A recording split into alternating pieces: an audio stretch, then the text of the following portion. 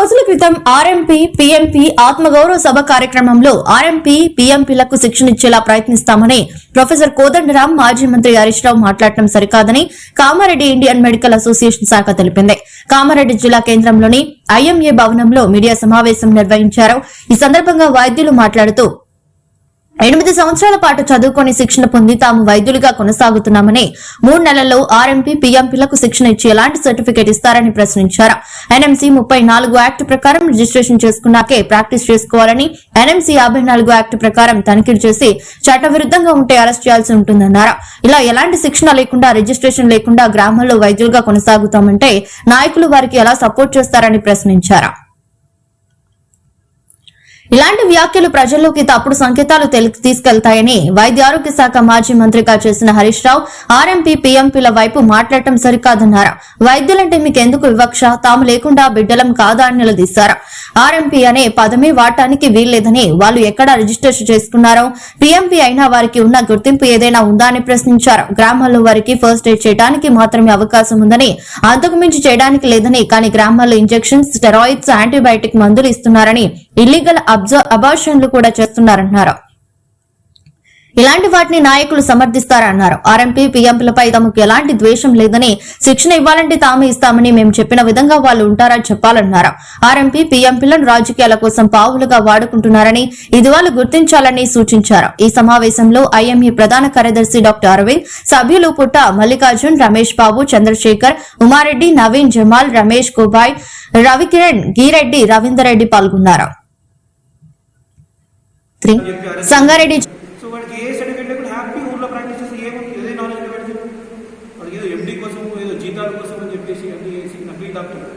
రవీందర్ రెడ్డి అని మన కామారెడ్డి మన జాగ్రత్త అరెస్ట్ చేసి జస్ట్ దొంగ సర్టిఫికేట్, అది పెద్ద హల్చర్ అయింది స్టేట్లో కూడా. సో ఇది దొంగ సర్టిఫికేట్ చేసేది అగేన్స్ట్ లా వేయాలి. ఆయన వీళ్ళకి తిరిగి ఇంకా ఏ సర్టిఫికేట్ హ్యాపీగా ఇంట్లో కూర్చొని చేసి ఏ టెన్షన్ ఉండకపోతుంది.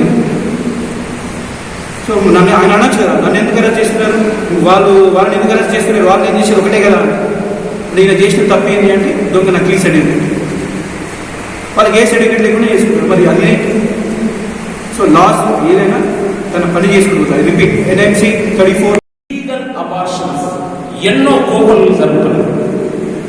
ఇల్లీగల్ అబార్షన్స్ వల్ల అయ్యో డాక్టర్ దగ్గర పోతే మేము తెలుస్తాం కావచ్చు అని చెప్పి అక్కడే ఉన్న ఆర్ఎంపీ పీఎంపీలతో అబార్షన్ చేసుకొని నా కళ్ళ ముందర టిటానస్ అనే ఒక డేంజరస్ వ్యాధి, టిటానస్ తోటి నా కళ్ళ ముందర పేషెంట్ చనిపోయిన సంఘటన నేను చూసిన. అది ఒక గ్రామీణ వైద్యుడు చేసిన వైద్య చికిత్స పరిణామం, తీవ్ర పరిణామం. మరి అట్లాగే ఎన్నో అబార్షన్స్ చేస్తే హీమోగ్లోబిన్ అనేది 2 గ్రామ్స్ హీమోగ్లోబిన్ వచ్చింది. అటువంటి పేషెంట్ దమ్ముతో వచ్చి గాలిడక మొత్తం ప్రాణాపాయ స్థితిలోకి మా హాస్పిటల్కి వస్తే ఇమ్మీడియట్గా ఒక దగ్గర 10 యూనిట్స్ ఆఫ్ బ్లడ్ ఇవ్వాల్సి వచ్చింది. ఆ పేషెంట్ హైదరాబాద్కు తీసుకుపోండి అని అంటే వాళ్ళు సార్ మీరే బతికించండి సార్, ఏమైనా సరే సార్ బతికించండి అని అంటే మనం ధైర్యం వేసి బ్లడ్ తీసుకొచ్చి ఆమెను బతికించి, ఒకవేళ ఆమె చనిపోతుంది మీ దగ్గరే చనిపోయింది, మీరే కారణం అంటారు. కానీ ఎవరైతే వైద్యం అందించారో, ప్రాథమిక చికిత్స అందించారో వాళ్ళ పరిధులు దాటి మరి వాళ్ళని ఎవరు ఏమిటున్నాడు. ఇక్కడ జరిగింది కాబట్టి ఈ డాక్టరే కారణం. దయచేసి సమాజంలో ఒక మిర్రర్ ఎఫెక్షన్ ఉన్న జర్నలిస్టులు మీరు సమాజంలో ప్రజలకి కరెక్ట్గా మెసేజ్ మీరు అందించే క్రమంలో ఉన్నారు కాబట్టి మా తరఫున ఒక న్యాయమైన కోరిక ఏంటంటే మీ ద్వారా చాలా మందికి తెలిసిపోతుంది మా ఆవేదన, మా లోపల మనసు రగిలిపోతున్నది. ఇది ప్రజల పట్ల వైద్యం అందించే క్రమంలో పడే తపననే తప్పించి మాకు ఇంకా వేరే పార్షాలిటీ లేదు దీంట్లో. కానీ ఏ రాజకీయ నాయకులు అయితే మాట్లాడుతున్నారో, ఏ పొలిటికల్ లీడర్స్ అయితే మాట్లాడుతున్నారో, కానీ వాళ్ళని పాపులాగా మలుచుకోవడానికి, వాళ్ళని పాపులాగా చూసుకోవడానికి ప్రయత్నం చేసి ఒక ఇది కానీ ఇంకా వేరే ఉద్దేశం లేదు. అది గమనించాలి ఆర్ఎంపీ డాక్టర్. సరే మా పరిధిలో మేము చేసుకుంటాం సార్, మా నిర్ణయాల మీద మేము చేసుకుంటాం సార్, సర్టిఫికేట్ ఏంటి అది ఏంటంటే మేము రెడీ. మా బోర్డు మెంబర్స్ ఎవరైతే డాక్టర్స్ ఉంటారో వాళ్ళే నిర్ణయిస్తారు ఎట్లా చేయాలి, మీ ప్రాక్టీస్ ఏ పరిధిలో ఉండాలని వాళ్ళు డిసైడ్ చేస్తారు. మీరు దాన్ని కట్టుబడి ఉంటే రండి. అట్లాగే కానీ దయచేసి మెరుగైన వైద్యం అంతా, అత్యాధునిక వైద్యం అంతా మేమే ఈ ప్రజలకు అందిస్తున్నాం, మేమే ఈ ప్రజల ప్రాణాన్ని కాపాడుతున్నాం, మేమే ఈ వ్యవస్థకి మూలం అని అంటే కష్టం. దయచేసి ఈ సమాజం అర్థం చేసుకోవాల్సిందిగా కోరుతా ఉన్నాం. ఇండియన్ మెడికల్ అసోసియేషన్ నుంచి మా విజ్ఞప్తి ఏంటంటే, ఆర్ఎంపీ పిఎంపీలు గ్రామీణ వైద్యం కేవలం ప్రాథమిక చికిత్స అందించడానికి మాత్రమే ఉన్నారు. వాళ్ళ లిమిటేషన్స్, వాళ్ళ కట్టుబాట్లు అన్ని పరిధులలో ఉంటాయి. దయచేసి మీరు గమనించాల్సింది, మీరు ఈ కామారెడ్డికి సంబంధించి వైద్యులే కదా, మరి వాళ్ళకి ఎందుకు పోయి ట్రీట్మెంట్ చేయించుకోవట్లేదు? ఒకటి, ప్రజలను తప్పుదో పట్టిస్తున్నారు. సెకండ్ థింగ్ వచ్చి ఇప్పుడు హాస్పిటల్స్లో మీరు చూస్తున్నట్టు ఒక్కటి కాదు, చాలా కాదు, రమేష్ బాబు గారు చెప్పినట్టు ఈవెన్ స్పిరిట్కి ఈ యాంటీబయాటిక్స్లో స్టెరాయిడ్స్ కానీ ఒక ఇంజెక్షన్ ఉంది, మధ్యమంది సార్ రోజు 10 వాడుతుండొచ్చు, వాడికి కూడా లైసెన్స్ అవసరం. ఇట్లాంటి వీటికి లైసెన్స్ అంటే మరి అవన్నీ తీసేద్దాం, అవన్నీ తీసేసి ఎడ్యుకేషన్ సిస్టమే తీసేద్దాం. బెస్ట్. ఇప్పుడు మీకు చాలా మందికి వెహికల్స్ ఉన్నాయి, ఆర్టీఓ దగ్గరికి పోవడం ఎందుకండి, మన దగ్గర సర్కారు పెట్టుకుందాం, అవన్నీ తీసేద్దాం కదా. చదువు ఎందుకండి, ఈ 5.5, 7.5, 10 సంవత్సరాలు చేసుకునే ఎందుకండి, ఒక సర్టిఫికేట్ తెచ్చుకుందాం. మీకు తెలిసినట్టు చాలా దొంగ సర్టిఫికేట్ వస్తాయి, అది తెచ్చుకుందాం. అవి ఎందుకండి, చదువు ఎందుకండి, చదువు ఎందుకు? మరి వాళ్ళ ఓట్ బ్యాంక్ యూజ్ చేస్తున్నట్టు, వాళ్ళు అరవింద్ గౌడ్ గారు చెప్తున్నట్టు ఓట్ బ్యాంక్ యూజ్ చేస్తున్నారు. దయచేసి హైవేల గురించి కానీ డాక్టర్ల గురించి కానీ మిగతారి మాటలు జరగకండి. మీరు సీనియర్స్ కావచ్చు, మినిస్ట్రీ చేసిండ్రు, చాలామంది చేసిండ్రు, ఇవన్నీ మీకు గవర్నమెంట్ ఇచ్చిందే కరెక్టే, కానీ అది మీరు తప్పుడుగా వాడుతున్నారు. అట్లాంటప్పుడు మరి ఇంత రీసెర్చ్ చేసి నాగేశ్వరరెడ్డి గారు ఆ పేరు ఎందుకండి, అట్లాంటి కొత్త విధానాలు తెచ్చుకునేందుకండి. ఆయన కూడా సర్టిఫికేట్లు తెచ్చి ఏదో ఒకటి చెప్పచ్చు కదా, ఏదో ఒకటి చెప్పచ్చు కదండి. మేము కూడా ఇట్లా కాదు కదండి. వాళ్ళు దయచేసి పత్రికా విధులకు గౌరవంగా వినియోగిస్తున్నారు ఏంటంటే ఐఎంఏ గురించి తప్పుడు ప్రచారాలు చేయండి. Thank you. ఆర్ఎంపీ అనే పదానికి మీనింగ్ రిజిస్టర్డ్ మెడికల్ ప్రాక్టీషనర్. ఆ పదామే వాళ్ళు వాడకూడదు. ఎవరైతే బయట క్వాక్స్ లాగా వర్క్ చేస్తారు, quack is the correct word for them. Registered medical practitioner అనే పదం వాళ్ళు వాడడానికి వీల్లేదు. వాళ్ళు ఎక్కడ రిజిస్ట్రేషన్ చేయించుకుంటున్నారు, వాళ్ళకి ఏమైనా రిజిస్ట్రేషన్ ఉందా, రిజిస్ట్రేషన్ నెంబర్ ఉందా, వాళ్ళ రిజిస్ట్రేషన్కి ఎవరన్నా బాడీ ఉందా, అథారిటీ ఎవరన్నా అప్రూవ్ చేస్తుందా వాళ్ళ రిజిస్ట్రేషన్. ఫస్ట్ థింగ్, వాళ్ళంతటా వాళ్ళు ఓకే మేము రిజిస్టర్డ్ మెడికల్ ప్రాక్టీషనర్స్ కాదు, మేము పిఎంపీ అని పెట్టుకుంటాం ప్రైవేట్ మెడికల్ ప్రాక్టీషనర్స్ అంటే, సరే ప్రైవేట్ మెడికల్ ప్రాక్టీషనర్ అంటే వాళ్ళు అది చేయడానికి అర్హత ఉందని గుర్తించే బాడీ ఏంటి? ఫర్ ఎగ్జాంపుల్ మేము డాక్టర్స్ ఉన్నాం, ఎంబీబీఎస్ కానివ్వండి, లేకపోతే డెంటల్ కానివ్వండి, లేకపోతే టీచర్స్ కానీ ఎవరికైనా ఒకటి అథారిటీ ఉంటుంది, ఒక సర్టిఫికేట్ ఇచ్చి వీళ్ళు so and so certified doctors అని ఒక బాడీ ఉంటుంది. ఆ బాడీ ఉండి వాళ్ళు అప్రూవ్ చేసిన తర్వాతనే వాళ్ళు ప్రాక్టీస్ చేయడానికి కుదురుతుంది. ఇప్పుడు ఇంక్లూడింగ్ ఎవరైతే ఎంబీబీఎస్ చదువుతున్నారో వాళ్ళు ఫైనల్ ఇయర్ లో ఉన్నా కూడా వాళ్ళు ప్రాక్టీస్ చేయడానికి అనర్హులు, ఎందుకంటే because they are not certified till then. అలాగే ఈ పిఎంపీ ఆర్ఎంపీ అని పేరుతో వాళ్ళు చలామణి అవుతున్న వాళ్ళు ప్రాక్టీస్ చేసుకోవడానికి మేము సర్టిఫికేట్ ఇస్తాము అని వీళ్ళు అనడానికి ఫస్ట్ వీళ్ళు అనర్హులు. ఎందుకంటే అది సర్టిఫై చేయాల్సింది ఒక మెడికల్ బాడీ అయి ఉండాలి. పొలిటికల్ బాడీ వచ్చి వీళ్ళని సర్టిఫై చేస్తా అంటే అది కరెక్ట్ కాదు. పొలిటికల్ వాళ్ళకి మెడికల్ నాలెడ్జ్ ఉండదు, లేదా పొలిటికల్ వాళ్ళు ఎవరైనా మెడికల్ బాడీని అపాయింట్ చేసి వాళ్ళు సర్టిఫై చేస్తా అంటే ఒక అర్థం ఉంటుంది. ఇప్పుడు సంబంధం లేకుండా మేము వచ్చి పోలీసు వాళ్ళని రిక్రూట్ చేస్తాం డాక్టర్లు అంటే ఎంత హాస్యాస్పదంగా ఉంటుందో ఇది కూడా అలాగనే ఉంటుంది. ఇప్పుడు ఇలా చేయడం వల్ల అనర్హులు ఎవరైతే వీళ్ళని అపాయింట్ చేస్తారో దాని వల్ల ప్రజల ఆరోగ్యానికి నష్టం జరిగే అవకాశాలు చాలా ఎక్కువగా ఉన్నాయి. మా ముఖ్య ఉద్దేశం ఈ మీటింగ్ ని ఖండించడానికి కూడా అదే. ప్రజారోగ్య దృష్టిలో ఎవరైతే క్వాలిఫైడ్ డాక్టర్స్ ఉన్నారో లేదా ఎవరికైతే మీరు సర్టిఫికేట్ ఇవ్వాలని అనుకుంటున్నారో ఒక మెడికల్ బాడీ ద్వారా వాళ్ళ పరిధులు ఏంటి? ఫస్ట్ ఎయిడ్, దెబ్బ ఇమీడియట్ గా కుట్లు వేయడం, మందులతో క్లీన్ చేయడం, ఫస్ట్ ఎయిడ్ వరకు. జ్వరం వచ్చింది, పారాసిటమాల్ లాంటి సాధారణమైన ఇంజక్షన్లు ఇవ్వడం లేదా టాబ్లెట్ ఇవ్వడం వరకే వాళ్ళ పరిధిలో ఉంటారు. పరిధి మించి అనవసరమైన యాంటీబయాటిక్లు, స్టెరాయిడ్లు, ఇందాక సార్ చెప్పినట్లు అబార్షన్ సంబంధించిన డ్రగ్స్ చాలా జరుగుతూ ఉన్నాయి. వాళ్ళ మీద మాత్రమే రైట్ జరుగుతున్నాయి. అందుకోసమే ఇన్ని సంవత్సరాలు ఎప్పుడు లేని మొదటిసారి వాళ్ళంతా కలిసి వచ్చి గవర్నమెంట్ అప్రోచ్ అయ్యి మాకు రక్షణ ఇవ్వండి అని అంటున్నారంటే కారణం ఎవరైతే తప్పు చేస్తున్నారో వాళ్ళ మీద దాడులు జరుగుతున్నాయి. ఇప్పుడు ఈ తనిఖీలు ఏవైతే ఉన్నాయో ప్రతి ఒక్క డాక్టర్ల విషయంలో కూడా జరుగుతాయి. మా అందరి హాస్పిటల్లో కూడా ఎవ్రీ ఇయర్ రెన్యువల్ ఉంటుంది, దానికి తనిఖీలు జరుగుతాయి. ఎవరి అయితే ప్రాపర్గా ఉన్నాయో వాళ్ళకి మాత్రమే అప్రూవల్ వస్తుంది, అప్రూవల్ రాని వాళ్ళు స్టే ఉంటుంది. అలాగే వీళ్ళు ఎవరైతే తప్పు చేస్తున్నారో వాళ్ళ మీద మాత్రమే దాడులు జరుగుతున్నాయి. దాడుల్ని వాళ్ళు జరగొద్దు అని అడుగుతున్నారు. అది చాలా దారుణం అసలు అడగడమే.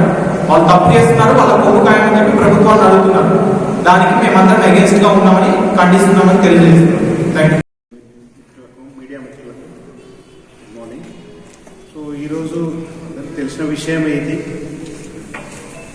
ఎవరి పరిధిలో వాళ్ళు ఉండడం అన్నది చాలా important.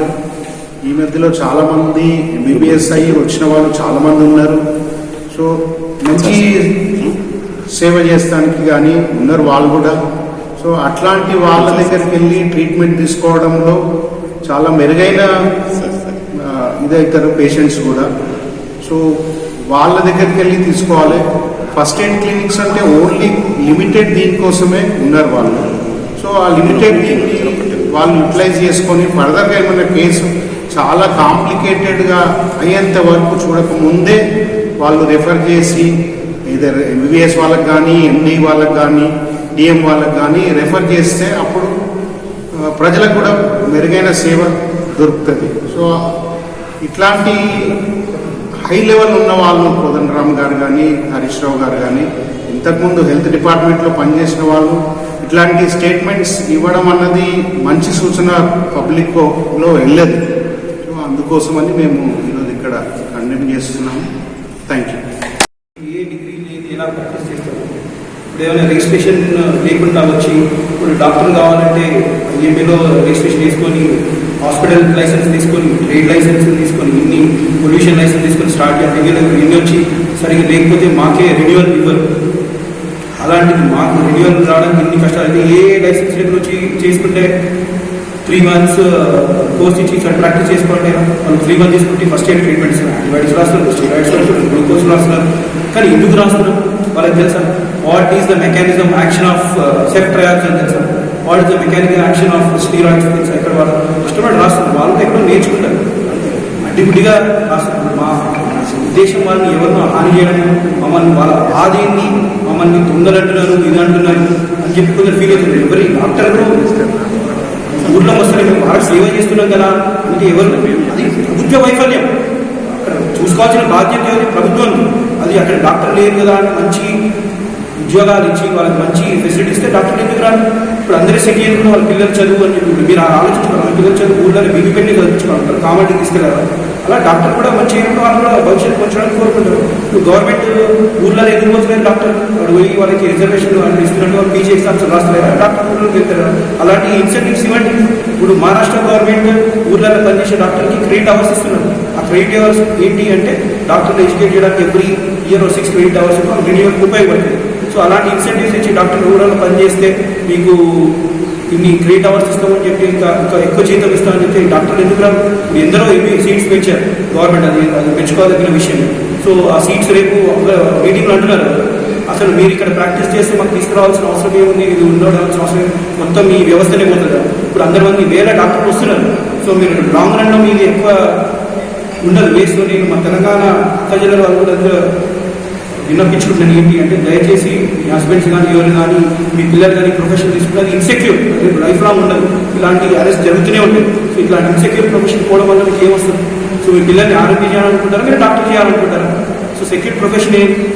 So it's not against వాళ్ళ మీద ఏదో మాకు కక్షల్లో వాళ్ళు ఏదో చేస్తున్నాం కదా. చెప్పదలుచుకుని ఏంటంటే అది తప్పు. మీ ఆలోచన ఒక విధానం, ఎందుకంటే మేము మంచి చేస్తున్నాం అని అనుకుంటారు, మంచి చేస్తున్నాం కాదు కాదని అది చట్ట విరుద్ధం.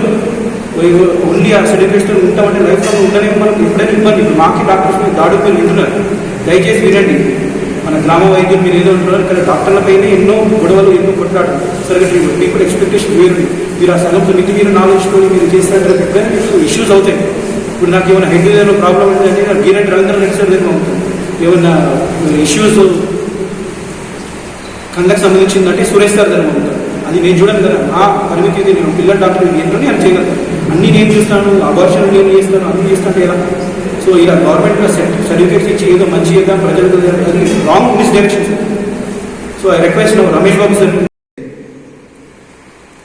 గత 3-4 రోజుల క్రితం గ్రామీణ వైద్యుల ఆత్మగౌరవ సభ అని చెప్పేసి హైదరాబాద్లోని విజయపార్క్ దగ్గర పెట్టడం జరిగింది. దానికి చెప్పినట్టు మాజీ మంత్రి హరీష్ రావు గారు, ప్రొఫెసర్ కోదండరావు గారు, అదేవిధంగా జనజ్ఞాన వేదిక కొంతమంది వచ్చేసి ఏం చెప్పారంటే మీకు లీగల్గా సర్టిఫికేట్ ఇస్తాము, ముఖ్యమంత్రి గారు మాట్లాడతాము, మీరు అనేటువంటిది ఒక